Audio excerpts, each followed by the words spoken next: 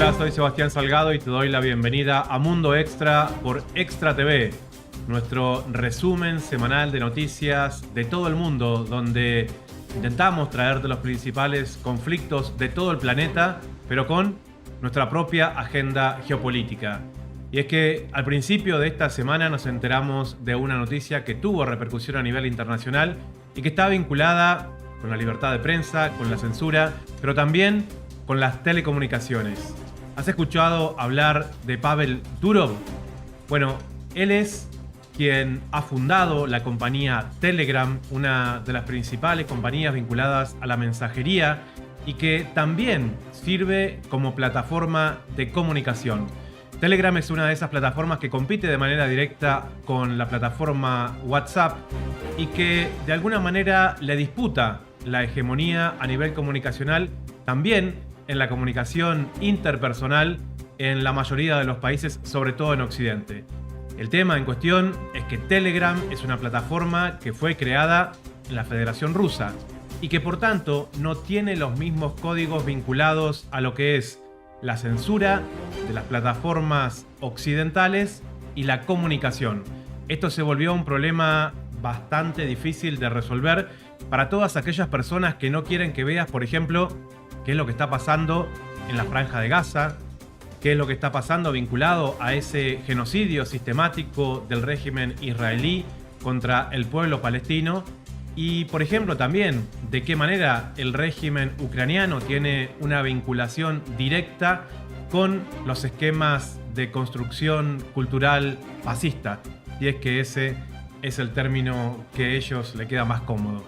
Por eso, Pavel Durov fue detenido esta semana en Francia como si los contenidos que atraviesan a través de Telegram fueran una responsabilidad de él, pero al mismo tiempo generan una tremenda presión para intentar censurar también la plataforma de Telegram. Te invito a que compartas el material de nuestros colegas de RT desde la ciudad de Moscú. Mirá. Volvemos con el primer tema del informativo. La justicia francesa presentó cargos contra el fundador de Telegram, Pavel Durov, quien compareció ante un juez en París. Esto después de que expirara el plazo de su detención efectuada el pasado sábado. La acción judicial impulsada por las autoridades francesas ha provocado fuertes cuestionamientos al considerarse como un ataque a la libertad de expresión. Francisco Guaita con todos los detalles en directo.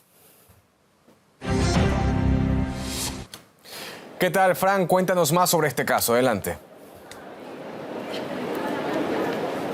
Muy buenas, Fernando. El juez instructor francés tenía la opción este miércoles o de dejar en libertad al cofundador de Telegram, Pavel Durov, o bien de imputarlo. Y ha hecho lo segundo. Tiene cargos en estos momentos Pavel Durov, por un lado, por complicidad en la administración de Telegram para permitir transacciones ilícitas y esa pena puede llegar hasta 10 años de prisión. El concepto también muy importante es la negativa de ofrecer información a las autoridades. Ese es uno de los asuntos que se ha venido dando durante los últimos años y lo que ha diferenciado de otras plataformas como WhatsApp y otras compañías de información. Y eso es precisamente también de lo que le imputan. Y por último también otra imputación importante, y es que le hacen cómplices de lo que están haciendo los usuarios dentro de esa plataforma. Estamos hablando de pornografía infantil, también hablamos de narcotráfico, de blanqueo de capitales, y ese es lo que estaba investigando la justicia francesa desde hacía varios meses. Tenía orden de arresto desde el mes de febrero y ahora Pavel Durov está bajo custodia judicial en una situación en la que tiene que entregar 5 millones de euros de fianza, tiene que pasar 2 veces por semana por la comisaría de policía francesa y no puede salir del territorio francés. Esta es una situación que se viene dando desde el sábado. La justicia francesa tenía 96 horas para determinar si le ponía en libertad o no? Este era el gran interrogante y ya sabemos esta situación. Ya tiene cargos Pavel Durov. En estos días ha habido muchísimos mensajes a través de Internet en apoyo para la libertad del cofundador de Telegram. También hemos visto cómo ejecutivos importantes de tecnológicas han comentado, como Elon Musk o Pavlovsky, acerca de su situación, de su compleja situación, y precisamente hace unas horas lo hacía King.com, en el que decía que había que boicotear todos los productos franceses para echarle un pulso y para sobre todo defender la libertad de expresión en todo el mundo. Una circunstancia también importante que hay que resaltar es que este miércoles, a través del Wall Street Journal, conocíamos cómo había tenido una reunión el presidente francés, Emmanuel Macron, con el propio cofundador de Telegram, Pavel Durov. Era en 2018 y ahí el presidente francés le hacía una propuesta de trasladar precisamente Telegram a este país y Durov lo negaba. En ese sentido, un año antes, tanto los servicios de inteligencia de Emiratos Árabes Unidos como de Francia se conocían todo lo que estaba pasando a través del teléfono de Pavel Durov. Y durante todo este tiempo, lo que sí que hemos podido saber en los últimos días es cómo medios de información han atacado a Telegram por su extremismo, por las políticas del cofundador de Telegram y también por ser un refugio de hackers. En estos momentos Telegram tiene más de 900 millones de usuarios, es sin duda una de las herramientas de comunicación online más importantes de todo el mundo y este caso vuelve a poner encima de la mesa aquí en Europa el debate de la censura y de la libertad de expresión. Muchas gracias, Fran, por toda esa información. Estaremos atentos a lo que ocurra con esta noticia. Del conflicto entre la OTAN y la Federación Rusa que se lleva adelante en territorio ucraniano desde hace más de 2 años, hubo una serie de noticias que realmente nos han dejado impactados. Pero el informe que nos traen esta semana nuestros colegas de Al Mayadin en español, la cadena libanesa, pero en este caso con los corresponsales desde la República Árabe Siria, nos ha dejado sin aliento. Y es que, sobre todo en la ciudad de Idlib, en Siria, una serie de organizaciones terroristas están secuestrando a personas, sobre todo hombres jóvenes, los encarcelan bajo cualquier cargo y una vez que ahí los tienen, los trasladan de manera ilegal hasta Ucrania para obligarlos a pelear del lado de las fuerzas de la OTAN contra la Federación Rusa. La cadena Al Mayadin es la primera que está informando sobre esta situación y es que la cantidad de mercenarios que se están viendo del lado ucraniano, sobre todo en las incursiones contra el territorio ruso cercano al Oblast de Kursk, nos demuestran de que esa parece ser, en estas últimas semanas, prácticamente la estrategia principal del régimen de Kiev. Te invito a que compartas el testimonio de una madre que cuenta en primera persona cómo su hijo fue secuestrado en la ciudad de Idlib, en Siria, y después la llamó desde Ucrania contándole que lo obligaban a pelear para el régimen de Zelensky. Míralo acá. En este video, una mujer de Idlib dice que su hijo, quien estuvo detenido en las cárceles de Al-Gulani, se puso en contacto con ella desde Ucrania después que lo liberaran de la cárcel junto a otras personas y los obligaran a luchar allá. Ella pide ayuda para traerlo de vuelta, según señala.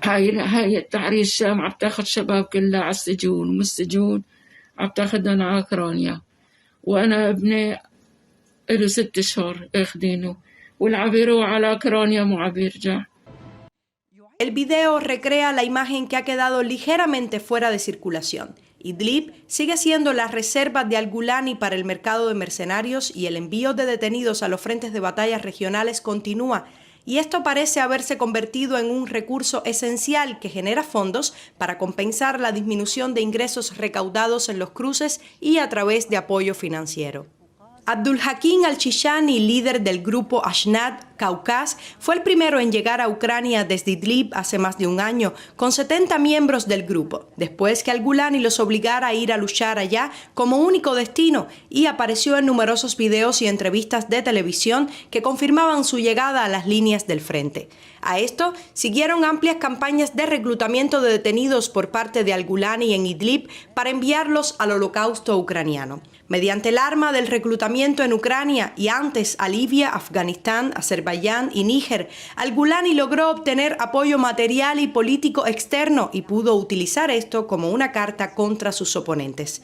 Las campañas de reclutamiento cobran impulso nuevamente y tal vez sea esta una de las razones que explican el descenso del número de protestas que solían tener lugar y que incluían a miles de personas diariamente en las plazas de Idlib, temiendo tener un destino similar al de muchos de los presos que fueron enviados al frente de Ucrania, un hecho que se ha agravado recientemente.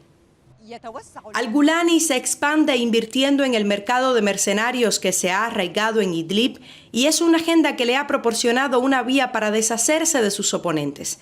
Ataca y golpea mortalmente a las facciones armadas enviando a sus militantes a frentes de batalla fuera de Siria, consolidando con ello aún más su dominio que ni las protestas pacíficas ni los enfrentamientos armados habían logrado debilitar.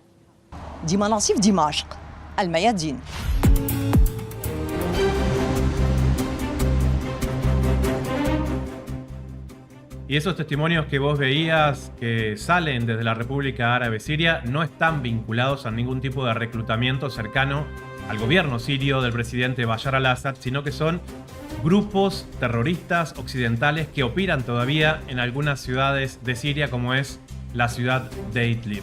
Pero existen también otros casos que de manera voluntaria, tal vez buscando dinero, buscando un sueldo, aprovechando su adiestramiento militar o por su experiencia paramilitar, como es el de algunos colombianos, tal vez el país más emblemático que hemos visto en el caso de soldados combatiendo del lado del régimen de Kiev, que ya han sido capturados en muchos casos y esta semana se vuelve a repetir.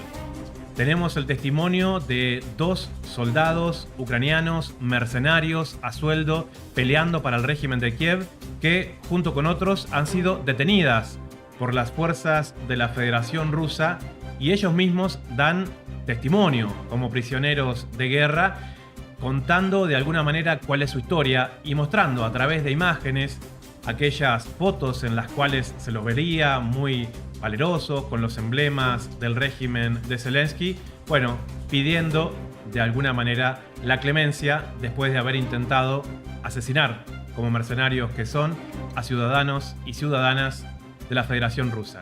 Mirá los testimonios de estos mercenarios ucranianos que nos llega desde el canal RIA Novosti. Míralo acá. El Servicio Federal de Seguridad de Rusia detiene a 2 ciudadanos colombianos que presuntamente combatieron en las filas del régimen de Zelensky como mercenarios. Veamos un fragmento de este interrogatorio. José Raúl Medina Aranda, Ucrania, Batallón 49 Karpaz-Kachin. Mi nombre es Alexander, mi apellido es Ante, de Batallón 48 Karpaz-Kachin. Las autoridades destacaron que disponen de múltiples pruebas que demuestran su culpabilidad. Entre ellas figuran documentos, uniforme militar. Si son declarados culpables, pueden recibir hasta 15 años de prisión. Moscú ha venido advirtiendo que cualquier combatiente extranjero es un objetivo legítimo. Identificó unos 4.000 mercenarios al servicio del régimen de Zelensky que serán perseguidos por la justicia. Y hace unos 15 años en Honduras se llevaba adelante un golpe de Estado que marcó un antes y un después en la historia de ese país, cuando un grupo paramilitar, pero vinculado al gobierno de los Estados Unidos, detenía a través de un golpe de Estado al presidente Mel Zelaya. Hace un par de semanas te contábamos y te recordábamos esta historia que marcó a sangre y fuego lo que es la realidad hondureña, que poco a poco, a través de un sistema democrático en ciernes, después de la injerencia externa, vuelve a dar sus pasos en democracia, y es justamente a través de la presidencia de Xiomara Castro quien supo ser la primera dama y actualmente es la presidenta de ese país centroamericano. Y es que esta semana, Xiomara Castro, después de haber apoyado de manera abierta al gobierno y el proceso electoral de la República Bolivariana de Venezuela, vuelve a estar en el foco, ya que ella misma ha denunciado que en su país intentó llevarse adelante un nuevo golpe de Estado. Ella misma lo cuenta en primera persona y te lo mostramos aquí desde la televisión pública de Honduras. Míralo acá. Pueblo hondureño, yo quiero decirles que se está fraguando un plan en contra de mi gobierno. Y eso es importante que el pueblo lo sepa. Ayer atacaron al jefe de las Fuerzas Armadas y al ministro de Defensa en nuestro país. Miren lo delicado que eso significa. Un ataque que no podemos permitir porque debilita a la institucionalidad de las Fuerzas Armadas. No solamente eso, pone en precario el proceso electoral que se avecina. Nosotros ya pasamos un golpe de Estado. Ya vivimos lo que eso significa. Violencia, destierro, persecución, violaciones a los derechos humanos. Yo quiero prometerle al pueblo hondureño que no más golpes de Estado y que no voy a permitir que se utilice el instrumento de extradición para intimidar o chantajear a las Fuerzas Armadas de Honduras. Nosotros estamos defendiendo nuestras Fuerzas Armadas, no a los golpes de Estado. Vamos a seguir construyendo la Honduras que el pueblo hoy está construyendo junto con mi gobierno. Vamos a seguir construyendo la paz y la unidad que el pueblo hoy necesita.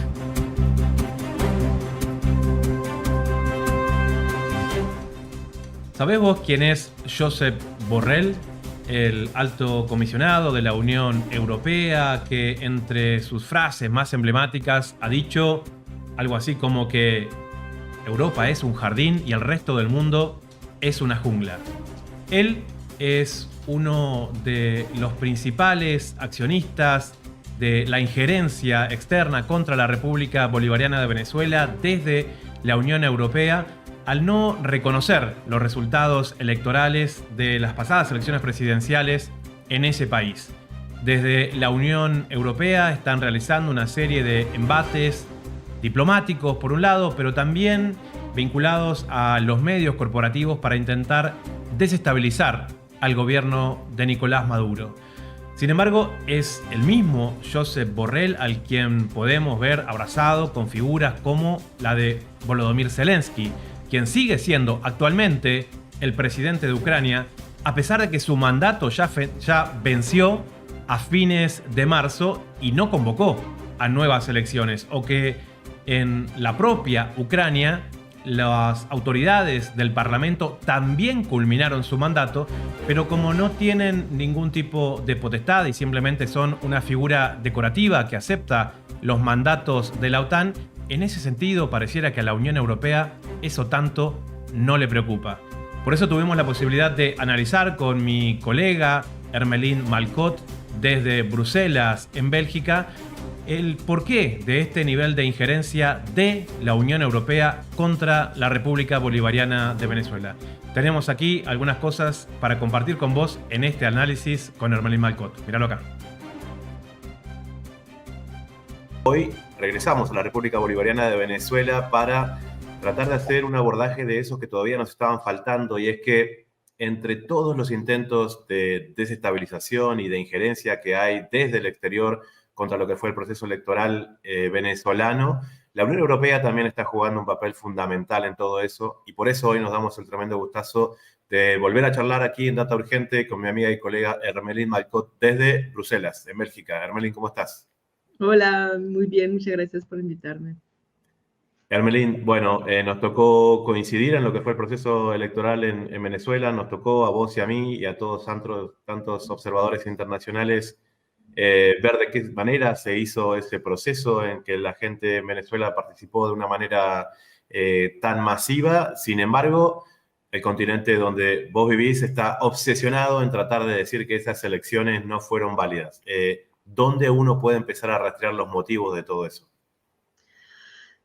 Bueno, yo creo que los motivos de la Unión Europea son los motivos de Estados Unidos. Hay que estar muy claro sobre esto. La Unión Europea, hay dos cosas. Hay los países europeos y hay la Unión Europea. Y lo que son las instituciones europeas están creadas para seguir la política exterior de Estados Unidos. O sea que ahí estamos, manda Estados Unidos y la Unión Europea va diciendo lo que dicen Estados Unidos. Los países europeos es un poco diferente, aunque desde ya bastante tiempo es muy difícil para ellos tener una posición independiente de la Unión Europea y entonces de Estados Unidos. Pero sí, la Unión Europea va siguiendo la voz de su dueño, vamos a decir. Entonces, ya desde antes de las elecciones, el 27 de julio, el día antes, por ejemplo, la presidenta del Parlamento Europeo, Roberta Metsola, estuvo en una llamada con María Corina Machado, y la dice en un tweet que publicó ella, muy neutral, como ustedes lo pueden saber. Dice que tuvo esa conversación con la inspiradora y valiente María Corina Machado. Entonces ahí desde el principio... Bien como la adjetiva. Sí, porque al mismo tiempo llaman a Nicolás Maduro dictador. Entonces ya desde el día antes estaban ellos declarando cuáles eran sus afinidades, y obviamente desde el día 29 de julio hubo una declaración de Josep Borrell, que es como canciller de la Unión Europea y que ya emitió sus dudas y que ya llamó a Venezuela a publicar las actas y hacer un conteo detallado de los votos. ¿Qué país hace elecciones si no hace un conteo detallado de los votos? Por favor, o sea que ya insultando a Venezuela desde el primer día.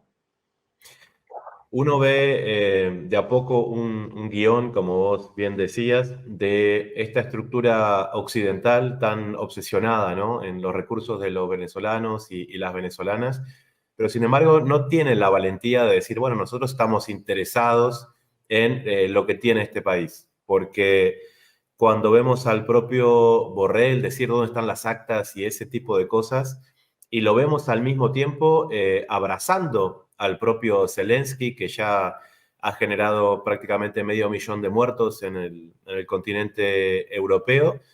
Bueno, también tenemos que recordar que el mandato de Zelensky terminó el 31 de marzo y Ucrania no llamó a elecciones. Algunos podrán decir, bueno, lo que pasa es que están en este conflicto con la Federación Rusa. Bueno, la Federación Rusa sí llamó a elecciones, no solamente presidenciales, sino también municipales, donde también nos tocó estar ahí como observadores electorales. ¿Cómo es el sentir del europeo promedio, Hermelín, vos que estás en Bélgica, sobre este tipo de cosas? ¿Existe en el sentir del ciudadano europeo un distanciamiento tan grande con América Latina y con Venezuela en particular? Sí, lamentablemente, y estamos testigos de eso esos últimos días. en la Unión Europea es muy difícil tener información que no sea la que está validada por la Unión Europea. Y va al punto que ya el dueño de Telegram fue encarcelado en Francia.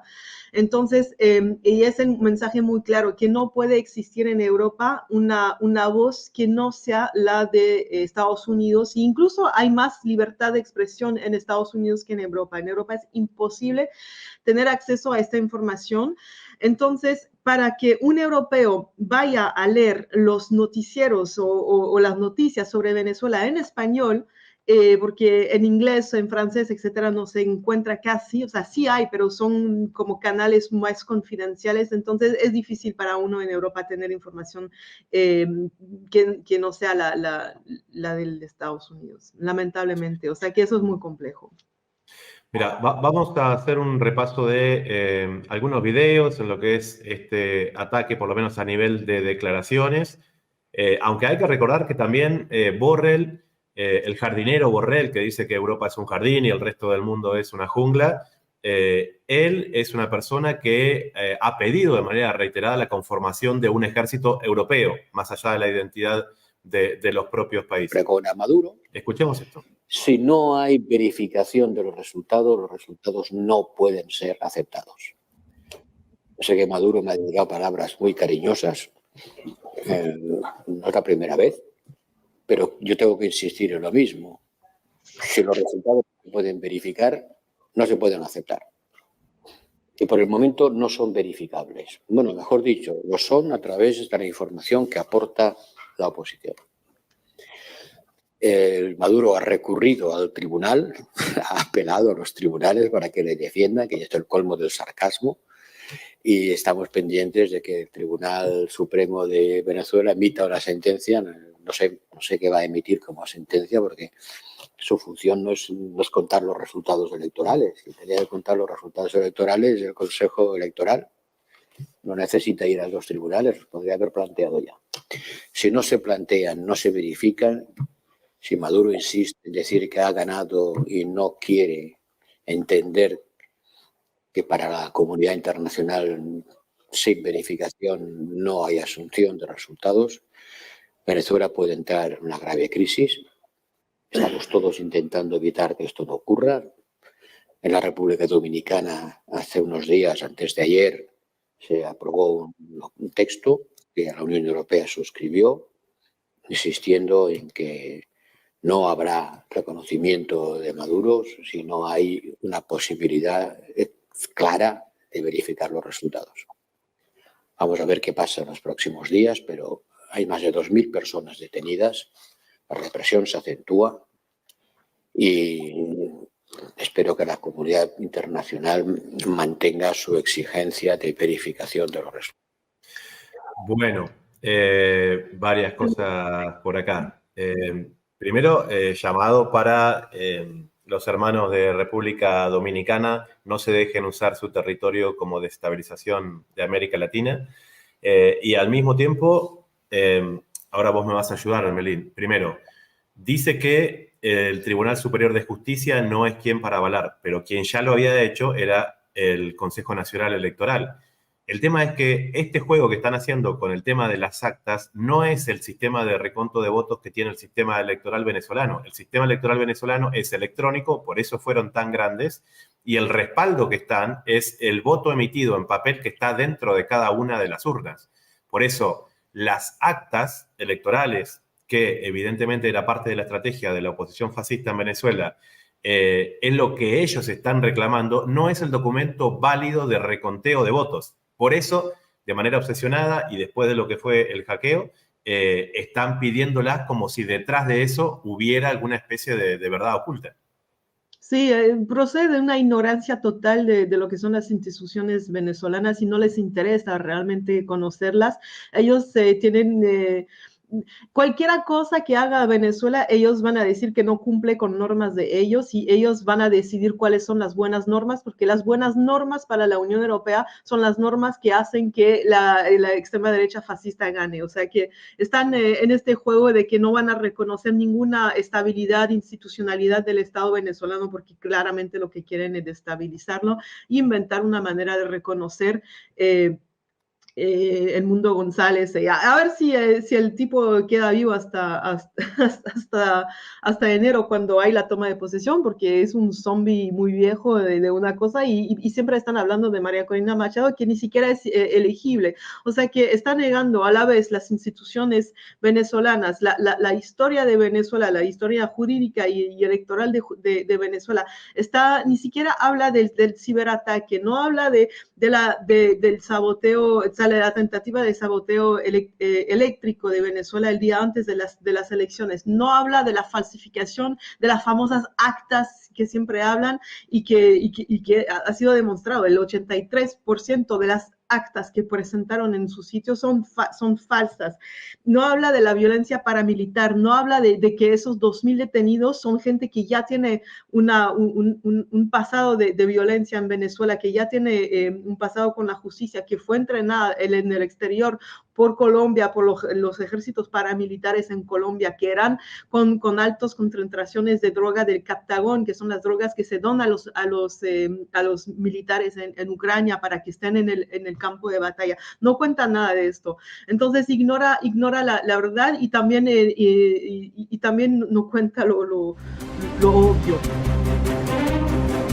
Agradecemos el análisis de Hermelis Malcot en este extracto de esta entrevista que compartimos con ella, que te recuerdo, si querés verla de manera completa, te invitamos a que entres al canal de YouTube de Data Urgente.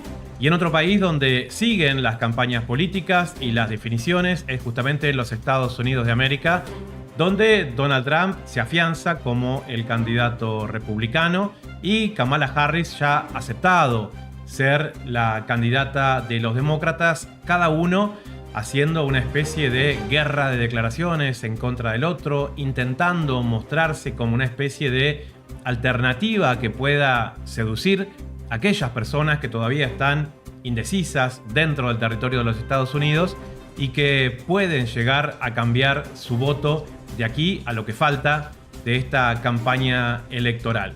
Sin embargo, uno de los temas que poco se aborda es quién financia justamente estas campañas electorales, que termina decidiendo, de alguna manera, cuáles van a ser también las políticas, sea quien sea que gane las elecciones, del próximo presidente de los Estados Unidos.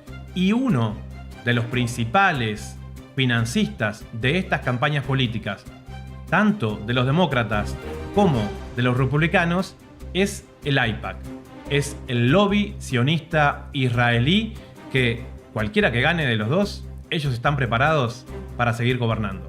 Mirá este informe de nuestros colegas desde Turquía de la cadena en español TRT. Míralo acá. Las campañas electorales son caras, muy caras. Y las estadounidenses probablemente las más caras del planeta.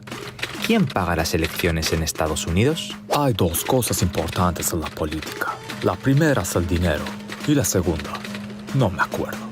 Mark Hanna, el director de campaña que llevó a William McKinley a la presidencia de Estados Unidos a principios del siglo XX, lo tenía claro y lo expresó a la perfección con esa frase.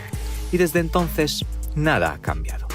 Todos sabíamos que Biden está, digamos, algo mayor. Pero esto no fue un problema hasta que los donantes empezaron a retirar su dinero.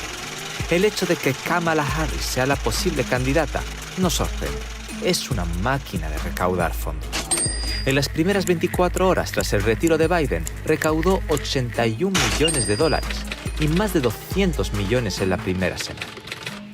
Los grandes nombres de Silicon Valley, Wall Street y otras industrias abrieron sus chequeras, ayudando a Harris a romper récords en donaciones.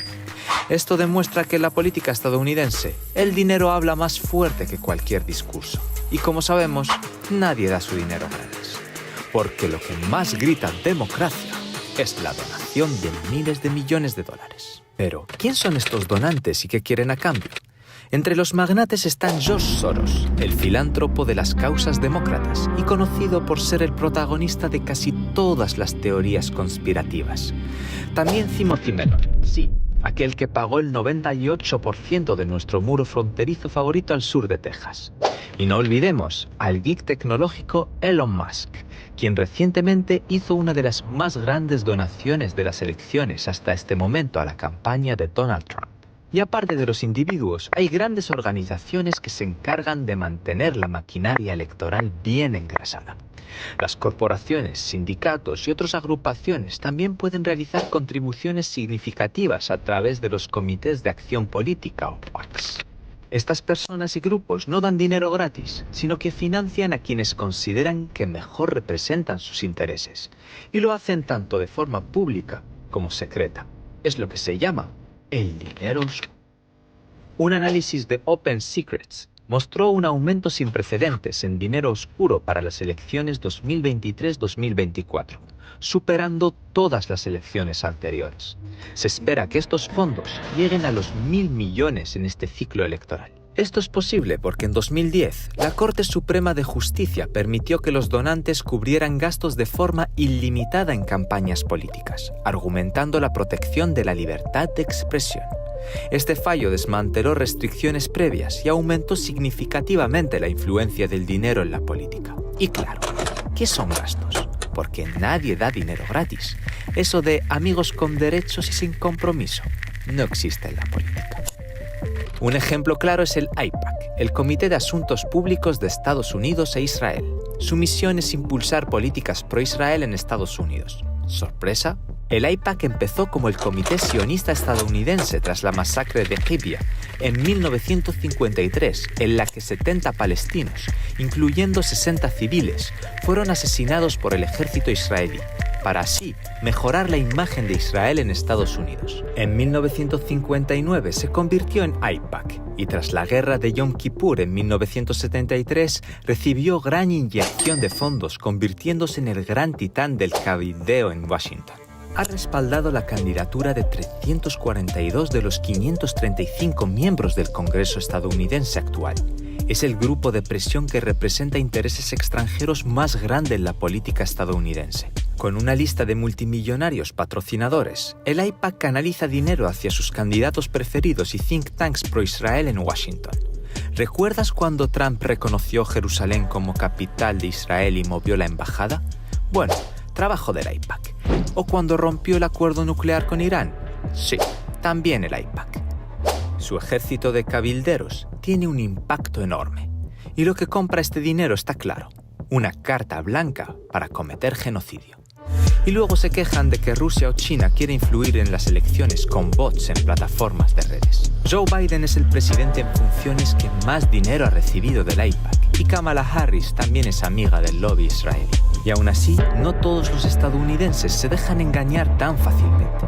A pesar del dinero del AIPAC, una encuesta reciente de Gallup revela que prácticamente la mayoría de simpatizantes demócratas se oponen al genocidio de Gaza, algo que claramente no está representado en el gobierno. Por lo tanto, de cara a las próximas elecciones, si quieres saber qué políticas seguirán los posibles presidentes, mira quién les está pagando la fiesta.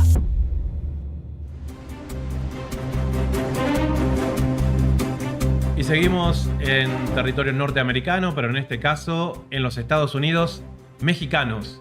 Y es que hace poco más de un mes se detuvo a quien era, por lo menos hasta ahora, el narcotraficante más buscado por las fuerzas mexicanas, se dice también por las estadounidenses, y que hasta este momento no había conocido una detención ni un penal. Estamos hablando de Ismael El Mayo Zambada. Es tal vez una de esas personas emblemáticas vinculadas al crimen organizado. Se lo conoce como una persona que había sido muy cercana al propio Chapo Guzmán y que en las últimas semanas, hace poco más de un mes, había tenido, se supone, una reunión con una serie de políticos mexicanos y él dice, a través de su abogado, con un escrito, que fue engañado, que fue capturado y que fue trasladado de manera ilegal hasta el territorio de los Estados Unidos. Las autoridades estadounidenses dicen, sí, efectivamente, aquí lo tenemos prisionero, pero no dan los detalles sobre de qué manera llegó hasta ese país. Una situación que resulta extremadamente incómoda para el gobierno de López Obrador si es que se comprueba que las autoridades de la DEA, por ejemplo, están realizando detenciones, sobre todo con este nivel de narcotraficantes, sin la participación ni la autorización de las autoridades mexicanas.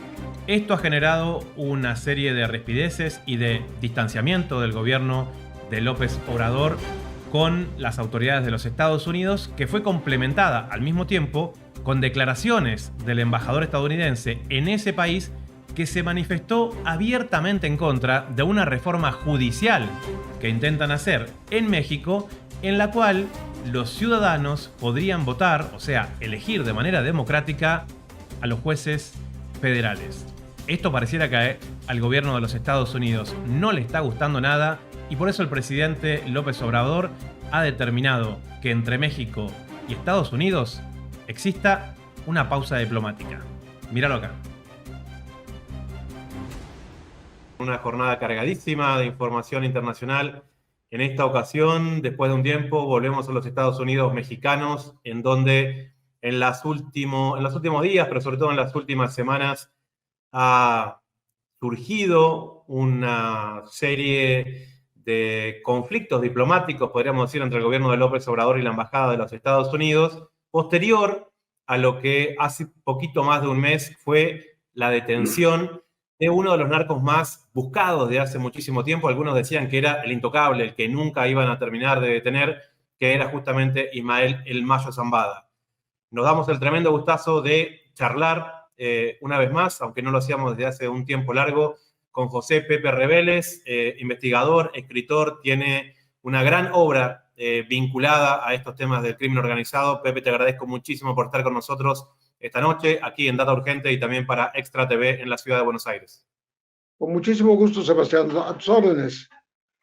Bueno, primero, para un público no mexicano, Pepe, o sea, ¿quién es El Mayo Zambada y por qué fue tan importante su detención hace un mes?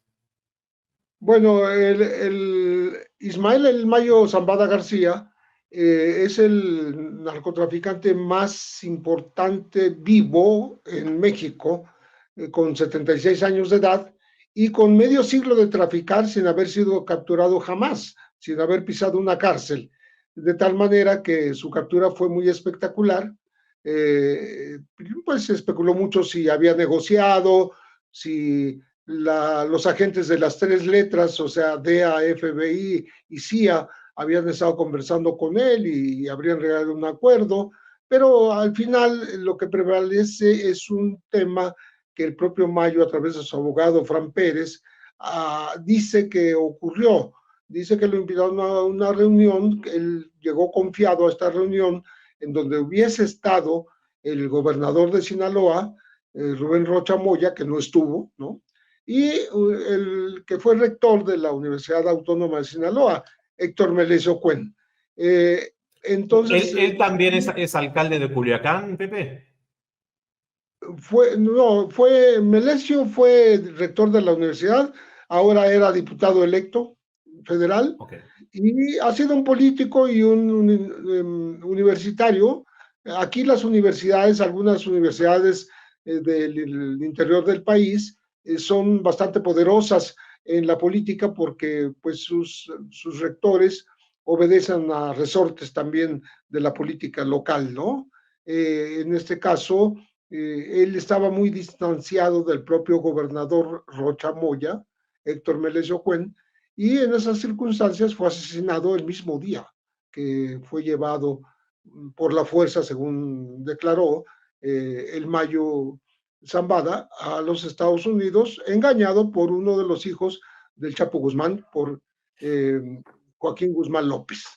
Pero bueno. Entonces, a ver, vamos a repasar esto porque es como el inicio del contexto que genera un enfrentamiento geopolítico en el cual El Mayo Zambada, supuestamente a través de un escrito que él firma, aunque no con su puño y letra, pero que él presenta a través de su abogado, dice: yo fui a una reunión con el gobernador de Sinaloa, en la cual estaba el rector de la Universidad Nacional de Sinaloa, en la que estaba un hijo del Chapo Guzmán, al cual él conoce desde que era un niño, se puede considerar que era una especie de padrino o algo por el estilo. Entonces, él confía en todo ese sistema de seguridad y en este escrito él dice: pasé a una habitación donde me detuvieron, básicamente, me pusieron dentro de un avión y me dejaron en el estado de Texas, en Estados Unidos.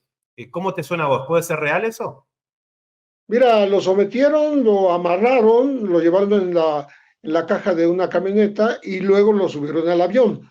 En un aeropuerto no convencional, no con pasajeros, sino en un aeropuerto donde aterrizan los aviones fumigadores.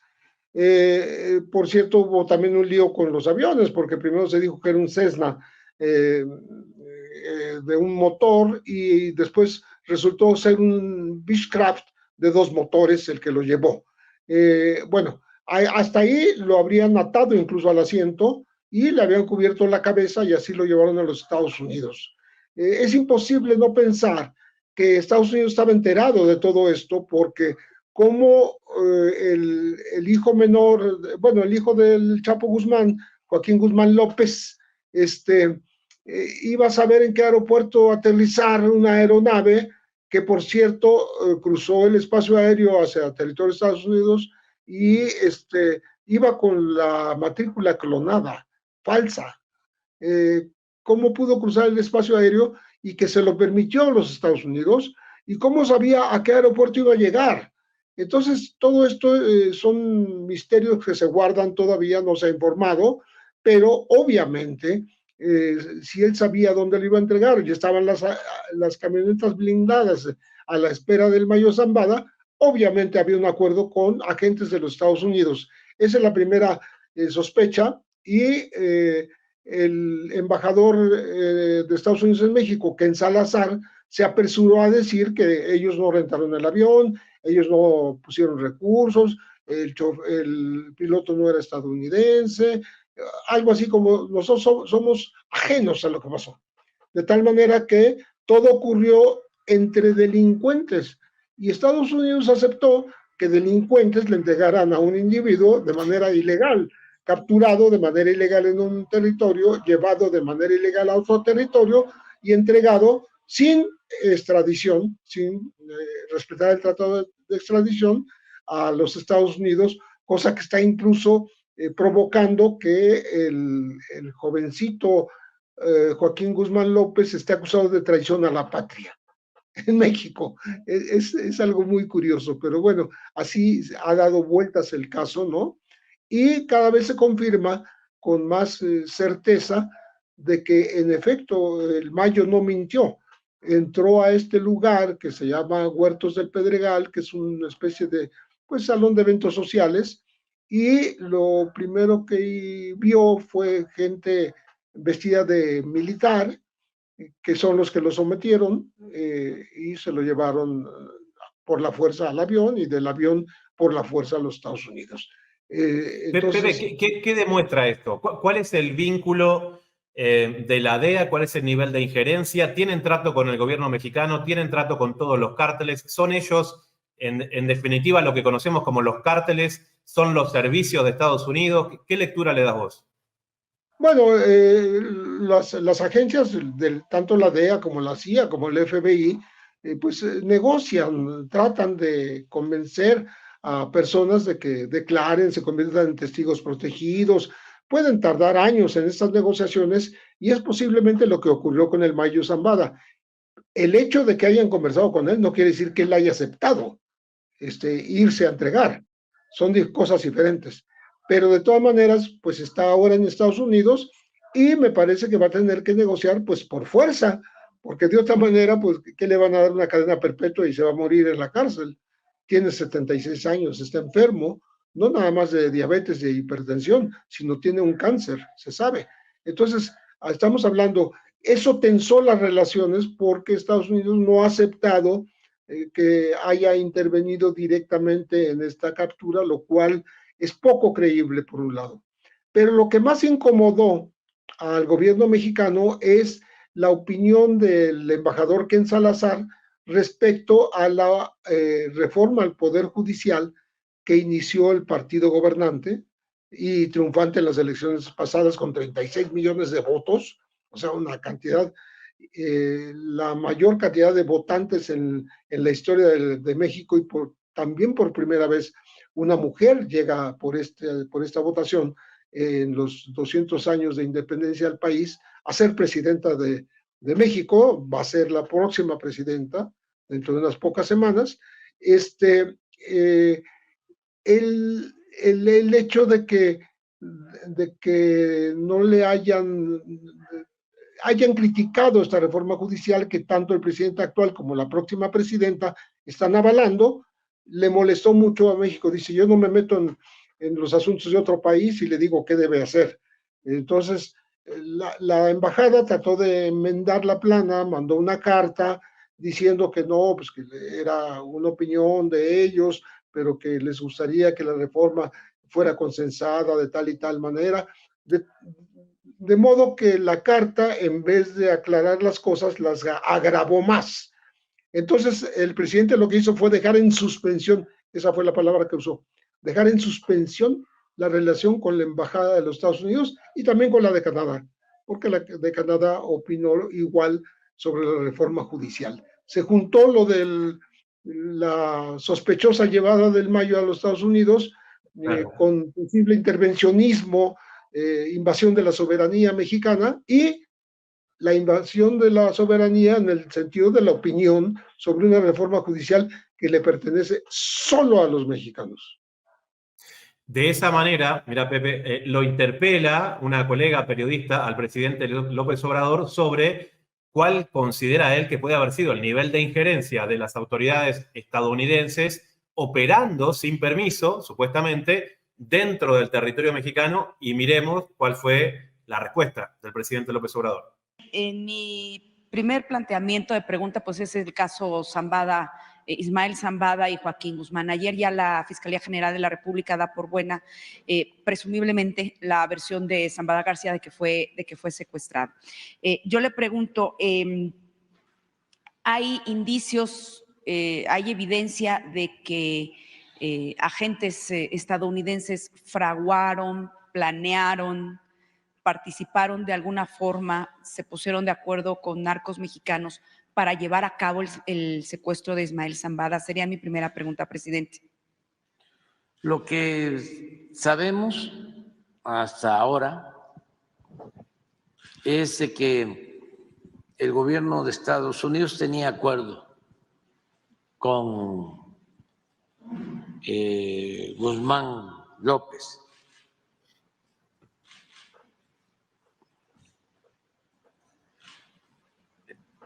que venían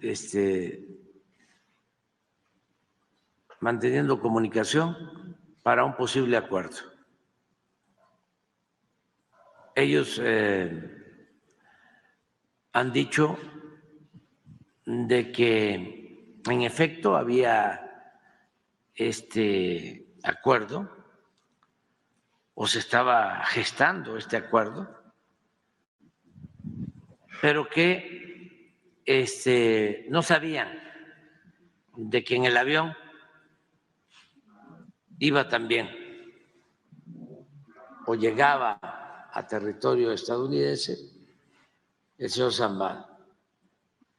Eso es lo que se conoce, vamos a decir, formalmente en la investigación que se está llevando a cabo la Fiscalía General de la República. Pero no hay evidencia en ese sentido de que se pudieran...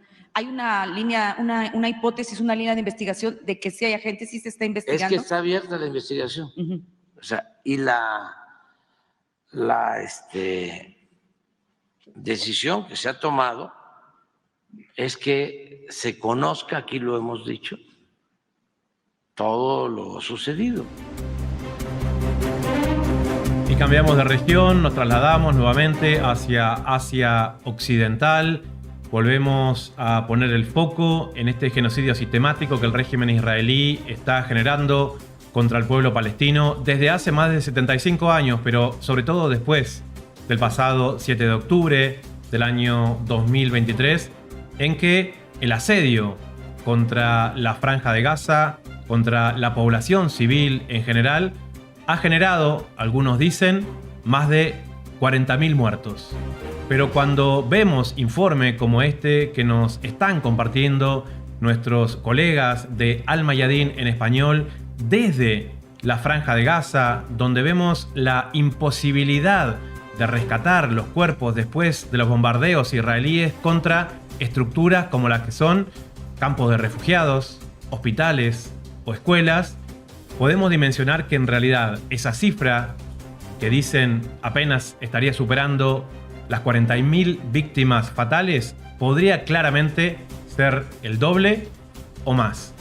Te invito a dimensionar parte de lo que está pasando en este mismo momento que nosotros estamos hablando en la Franja de Gaza, donde la gente vinculada a la protección civil no puede ni siquiera rescatar los cuerpos sin vida entre los escombros. Míralo acá. La política de atacar refugios por parte de la ocupación israelí no ha terminado. La escuela de Al-Tabain no fue la última. He aquí la escuela Mustafa Hafez en la ciudad de Gaza, que fue blanco de la ocupación israelí en la ciudad de Gaza. Los equipos de defensa civil hasta este momento están tratando de encontrar los cuerpos de los mártires después del reciente ataque de las fuerzas israelíes. Por supuesto, se trata de un nuevo crimen añadido a los crímenes de la ocupación israelí. Es una escuela que alberga aproximadamente a 700 ciudadanos y la ocupación israelí atacó lamentablemente esta escuela con misiles balísticos, causando la destrucción completa de este edificio, que en efecto albergaba en su interior a familias enteras. Nosotros como equipos de defensa civil intentamos rescatar con todos los recursos a nuestro alcance, junto con los equipos médicos a los que estaban en el interior de la edificación, intentando sacar los cuerpos de las víctimas mortales. Hay personas bajo los escombros cuyo rescate es difícil. Nuestros equipos encuentran muchos obstáculos porque necesitan maquinaria pesada desde excavadoras a tractores, pero esto no lo hay en la Franja de Gaza. Por ello nos vemos obligados a dejar a varios cuerpos bajo los escombros sin poder sacarlos, lo cual es muy lamentable. Aquí estamos recorriendo la escuela Mustafa Hafez, la cual fue blanco de un ataque de la ocupación israelí y en la que murieron 10 mártires, según informaron las autoridades y los equipos de defensa civil, que todavía intentan recuperar algunos de los cuerpos de los mártires. 3 pisos de esta escuela fueron arrasados hasta los cimientos. Tal como lo podemos observar, es una escuela que albergaba a cientos de desplazados que se refugiaron en la misma huyendo de los ataques israelíes. Nos atacaron mientras dormíamos. No tenemos tregua. Nosotros morimos poco a poco. Nos encontrábamos resguardados en la escuela suponiendo que el lugar era seguro. De repente escuchamos explosiones que nos sacudieron. Nuestros hijos se encontraban en el patio. Hubo muchos heridos y fallecidos que se encuentran bajo los escombros. Jóvenes, mujeres y niños. No nos queda sino rogarle a Dios que nos ampare. محمود العوضية شمال غزة الميادين.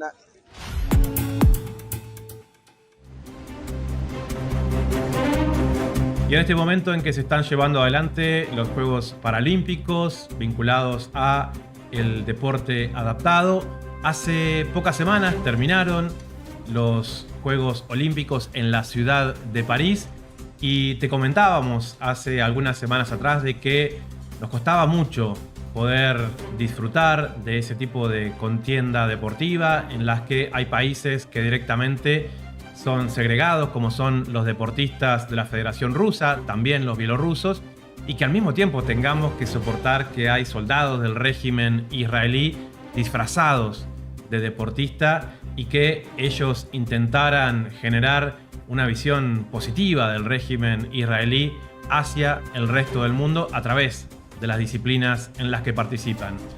Pero es que en los Juegos Olímpicos también hay algunas cosas muy buenas para rescatar.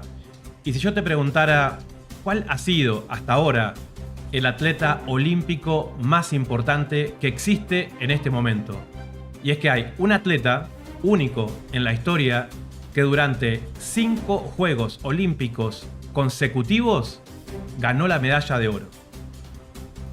Si no lo sabes, es porque de alguna manera los medios occidentales no están haciendo hincapié en ese atleta. ¿Y sabes por qué? Es porque es cubano. Se llama Mijail López. Hace lucha grecorromana y es el atleta más importante que han dado los Juegos Olímpicos porque no hubo ningún otro en la historia que durante 5 juegos seguidos ganara la medalla de oro. El problema para los medios corporativos es que Mijaíl López, además de ser cubano, está muy orgulloso de su país, de su historia y de su revolución. Estuvo con nuestros colegas de Prensa Latina en la ciudad de Moscú y les contó esta historia. Míralo acá.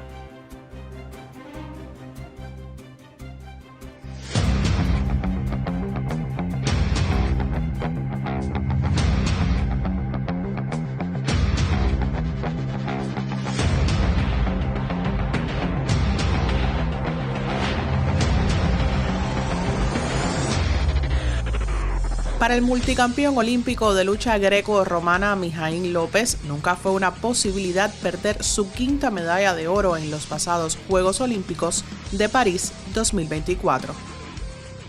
El colectivo técnico, entrenadores y yo hicimos una preparación que cualquiera que estuviera en el colchón nosotros lo íbamos a ganar, porque nosotros ya ese estudio lo habíamos hecho desde que yo dije que sí iba a participar en los Juegos Olímpicos. Creo que el pensar de que no podía lograr ese resultado era algo inesperado por alguien que no siguiera la continuidad de Mijaíl. La mentalidad mía siempre ha sido de campeón, lo pude demostrar en cada uno de los combates. El iraní no era un atleta, un exponente de yo pensar tanto en dudar, porque había luchado con él en los Juegos Olímpicos anteriores, le había ganado por superioridad técnica. Sé el déficit que tiene él, sé los déficits que tienen todos los atletas, porque uno hace estudios técnico-tácticos en los cuales sabe entre los atletas que va a enfrentar. Era un rival que solamente era la espera de la gente, como todo el mundo esperaba la pelea de Tuco, como todo el mundo esperaba la pelea de Rus, pero no ven los entrenamientos de Mijaíl López, no ven los entrenamientos de lo que hacemos nosotros, todo se basa en redes sociales. Solamente había que pensar los años que llevo de carrera deportiva de Mijaíl, la entrega que ha hecho Mijaíl en el deporte y por qué lucha Mijaíl. Mijaíl lucha por un pueblo, Mijaíl lucha por toda la gente que lo ama. Y Mijaíl lucha por los resultados que siempre ha querido que hacer. Invitado de honor al torneo internacional de lucha greco Memorial Aksenov que se desarrolló en la ciudad de la Siberia rusa de Novosibirsk, el gigante de herradura tuvo la oportunidad de compartir con otro tan grande como él, el ruso Alexander Karelin, a quien calificó ante los micrófonos de Prensa Latina como un ídolo. Karelin para mí es un ídolo. Tuve la posibilidad de poder ir a su ciudad, saludarlo dentro de tanto público que lo aman y decirle que gracias a él por los resultados que tengo yo, porque gracias a él fue mi meta para yo poder tener estos resultados, metas en las cuales eran unas metas que parecían inalcanzables, pero pude transmitirle al mundo que mientras uno quiera lograr cosas en el mundo, cosas en la vida, no hay obstáculos que lo detengan. Pude lograr mi 5ª medalla en unos Juegos Olímpicos, algo inalcanzable. Solamente le dejé tarea a los jóvenes que lo logren ahora. Interrogado por lo que significa su entrenador Raúl Trujillo en los logros ya catalogados como históricos y lo que representa tirarlo para el colchón al cierre de todas las peleas, Mijaíl respondió. Pues entrenador prácticamente es como si fuera un padre para uno, es el que te guía, es el que te lleva a estar en óptimas condiciones para enfrentar una pelea. Y lo hemos cogido ya como un show, ¿no? Una forma de alegarlo, creo que también él sufre mucho en la esquina. Y eso lo ayuda a él a entusiasmarse, a estar tranquilo, y creo que ha sido algo en lo cual es bien visto por todo el mundo y contento por Trujillo porque aguanta los traidores. El gigante de herradura aseguró que aún habrá que hablar de él y de la lucha greco de Cuba por largo tiempo. Bueno, para el pueblo de Cuba hay mucho Mijaíl. Creo que le demostró al mundo que nosotros, por muy pequeños que seamos, con todas las dificultades que tengamos, logramos cosas grandes para que siempre recuerden Cuba.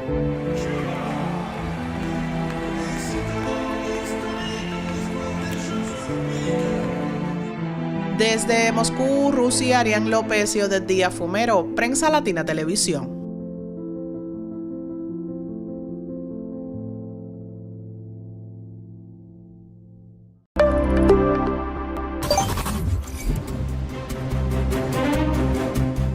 Tremenda la historia de Mijaíl López desde Moscú, pensar lo que ha sido toda esa trayectoria deportiva, pero que los medios corporativos tratan de hacer de que no existiera, porque les cuesta reconocer que desde una isla bloqueada como es la República de Cuba salga el atleta olímpico más importante de la historia. Pero claro, Mijaíl López no está solo y detrás de él hubo una serie importante de personas que lo apoyaron desde diferentes aspectos, pero hubo sobre todo un entrenador que le marcó el camino con esa impronta de victoria que saben tener los cubanos, pero que al mismo tiempo aprendió, y mucho, de lo que fue la escuela soviética de la lucha greco-romana. En Moscú también estaba Raúl Trujillo, el entrenador de Mijaíl López, y dialogó también con nuestros colegas de Prensa Latina. Míralo acá.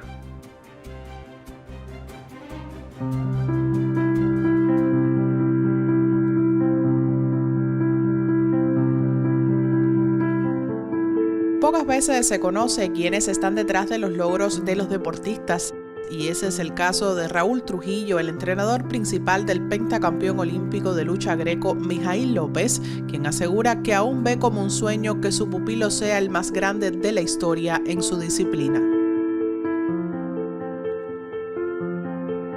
Todavía no he despertado a esa realidad, ¿no? Que es su quinta medalla, que es un hecho cuando te pones a analizar tan ponderable, tan espectacular, tantos años de esfuerzo, de sacrificio, vencer atletas también más jóvenes, con países con más desarrollo, con más recursos. Muchas personas no saben que Mijaíl tiene 4 hernias discales. Se le inflama la rodilla, tiene muchas lesiones sobre uso. Y haber llegado a una quinta creo que ha sido un trabajo muy arduo, donde no solo, bueno, mi imagen es la primera, no, pero detrás de estas medallas hay muchas personas, su familia que lo apoya, sus hijos que son, creo, un gran trampolín para esmerarse, para mostrarle a ellos también lo que es su padre, lo que es la lucha, y después también algo que siempre hablamos y él dice que es su pueblo. Trujillo, quien se encuentra en Rusia, invitado al Torneo Internacional de Lucha Greco-Romana Memorial Aksenov, en diálogo con Prensa Latina aseguró que el gigante de herradura tiene como principal virtud su mente dispuesta siempre al triunfo. Una característica que es muy importante, que es su mente. Tiene una mente triunfadora, tiene una mente de campeón. Él sí, cuando fija, voy con este logro y lo voy a lograr. Con dolor y con eso, a veces uno lo sufre junto con él porque es un ser humano y uno también se siente entrenador, pero también se siente padre, y más la responsabilidad que nos dejó su padre, infelizmente antes de fallecer, ¿no? Porque su papá decía, yo con la cuarta estoy conforme, la quinta ustedes están locos, eso no está muy difícil, yo quisiera que se retirara con la gloria. Le dije, confía en mí, Bartolo, confía en él, que vamos, si no yo te dijera, vamos a renunciar.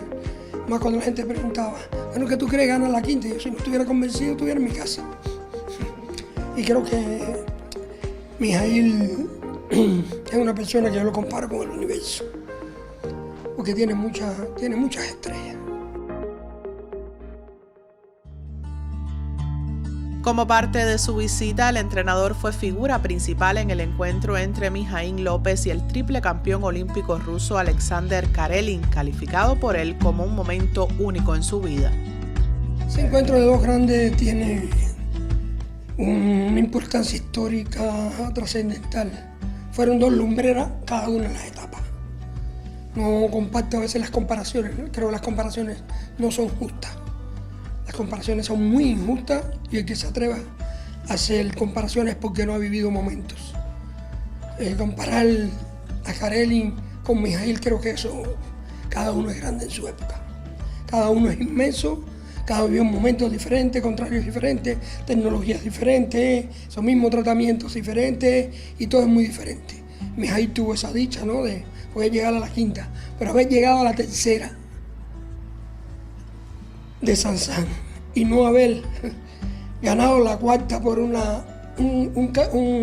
reglamento estúpido que se puso en ese momento, que podía definir unos Juegos Olímpicos solamente por abrir las manos y cerrarlos. Para mí eso me dio mucha insatisfacción. Hablar con Trujillo y no saber sobre el legado de la escuela rusa de lucha en su formación sería imperdonable. Soy totalmente formado por la escuela soviética y generalmente por la escuela rusa que tuve. De los 5 entrenadores, 4 eran rusos. Y siempre consideré esta la mejor escuela del mundo. Después en Cuba tuvo Vasily, que es una de las razones que vine, porque no podía ir a Ucrania. Agradecerle a mi entrenador Sergei Ribalko, también que estuvo mucho en mi formación, igual a Yuri Alexenko, a Yuri Tikhov, que me formaron y seguí cabalmente la escuela rusa, cabalmente su metodología, su entrega, su táctica, y la estudié con mucha profundidad, ¿no? También creo que uno es la negación, ¿no? de la negación, y quería ser mejor, quería ganar. Una vez creo que se lo comenté a Sergei y me dijo, ojalá, y ojalá estuviera vivo para decirte, Sergei, gracias por tu enseñanza. Vasily, gracias por tu enseñanza. Rusia, gracias por su formación. Con voz entrecortada por la impronta que representa el pueblo ruso para el mundo, Trujillo agregó: Yo creo que yo soy un cubano con una casaca rusa, o una casaca soviética, ¿no? Desde muy niño admiré este país. Yo aprendí la lucha y vi la lucha desde muy niño. Primera vez que vi el equipo nacional, lo vi en Pinar del Río, yo tenía 8 años y me enamoré de la lucha. Pero después me fui enamorando de la escuela soviética y también de este pueblo. Tuve un padre que leía mucho, me explicaba mucho. Ese era el momento, se veían muchas películas sobre la Segunda Guerra Mundial, sobre la Gran Guerra Patria. Y a veces, bueno, uno como niño preguntaba por qué llorábamos. Y mi papá me iba explicando y me fui enamorando de este país. Como vivo enamorado de él, creo que es un país maravilloso, encantador. Y hay que conocerle a los rusos para saber sus sentimientos. Hay que conocer este país para conocer la grandeza de este pueblo. Este pueblo salvó la humanidad del fascismo. Y hoy muchos las quieren olvidar. Yo no lo olvidaré nunca.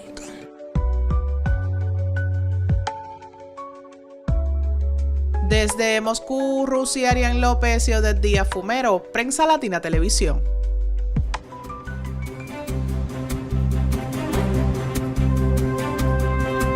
Soy Sebastián Salgado y quiero agradecerte muchísimo por haber compartido con nosotros Mundo Extra por Extra TV.